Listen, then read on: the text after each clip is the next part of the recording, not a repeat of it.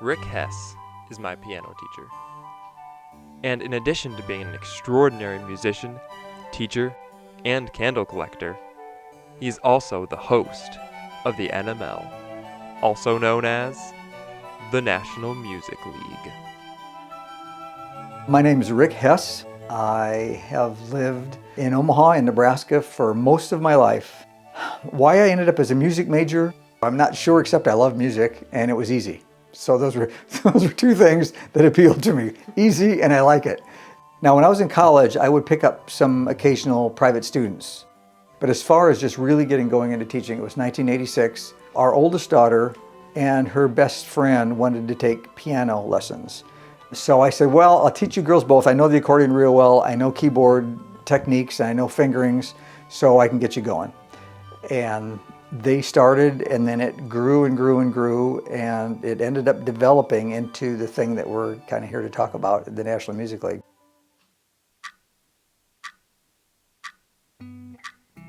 All teachers understand the fall semester is fun. Then you've got these 5 months staring you in the face. There's January, there's February, March, April, May, and it seems like forever. So I wanted to have something that would be interesting to do. So I thought it might be fun to let the kids play against each other. Obviously, all these years, all the hundreds of kids that have been in it, we have very competitive people, and we have a number of people who have, their first thought is, or comment when they hear about the NML is, I'm not competitive, I don't want to do this. I said, all you have to do is play your lesson, that's it. At the base of it, that's all it is. It's called the NML, the National Music League. It's called National because we had students originally from Nebraska and Iowa. So that's pretty close to national. I figured that was close enough. I mean, you go a little farther, you got the West Coast, a little farther, you got the East Coast, but it's pretty much all just Nebraska and Iowa. Secret codes.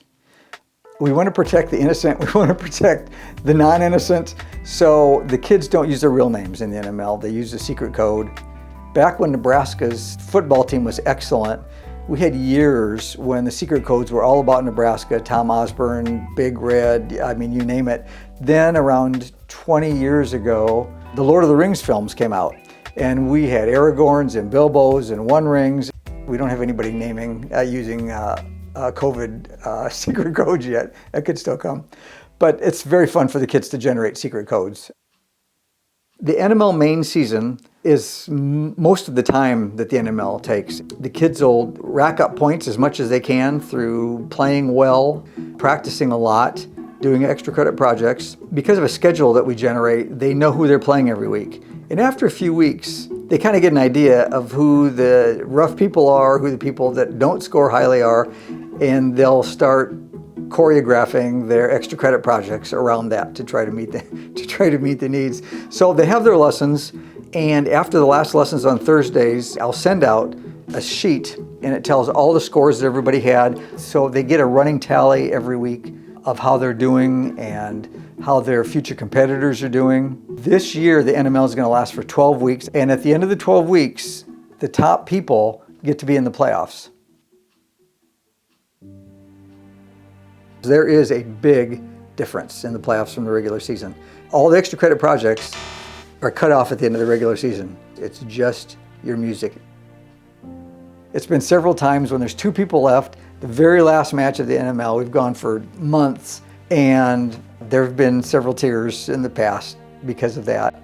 And I think I've probably been close a few times because you really want everybody to do well, and it's it can be kind of heart-wrenching when a person's given everything they have and have really done their best and progressed enormously in 3 months, and yet they fall short. Like the score could be 150 to 148 or something like that, and 148 is extraordinary, but it wasn't it, you know.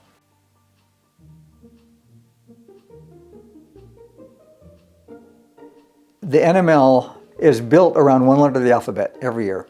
So we went through the alphabet, and after about 3 years, I thought, I may not live long enough to get down to the R, S, T, U, V, W, X, Y, Z. So then we started selecting randomly what the next letter was. One of the big events is to hand out the plaques for the conference champions, to hand out the trophy for the NML champion. And then there's a coffee cup with the letters of the alphabet that are left and the NML champion pulls one of the letters out, and that letter is what will run the entire next year.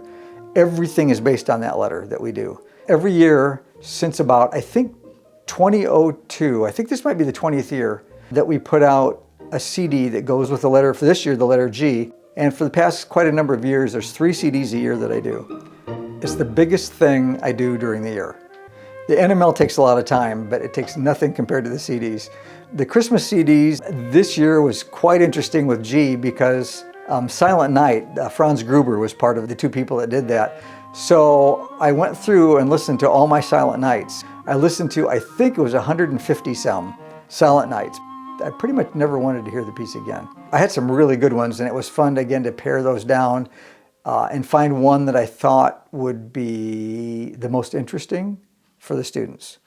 They can listen to the CD, but they can do more. They can read the notes that I write. There's usually 15, 16, 17 pages on each of the tracks, why they're on the CD, who's playing, things like that. Then the most fun thing is the ballot. They get to vote how much they loved or hated the tracks. Some of the parents vote, some of the siblings vote, and it's very fun to see.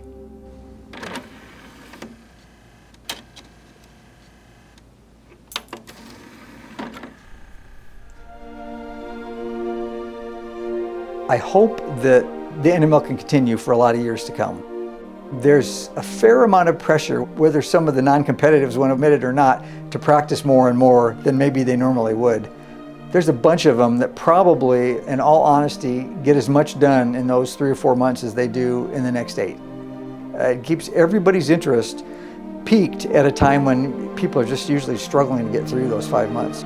It has been just professionally rewarding for me. Making all the CDs, doing all the stats for the kids, trying to encourage them, and just pushing them a little bit. And at a time of the year when that usually doesn't happen, that's been gold for me. And I hope that the students have gained a lot from it too.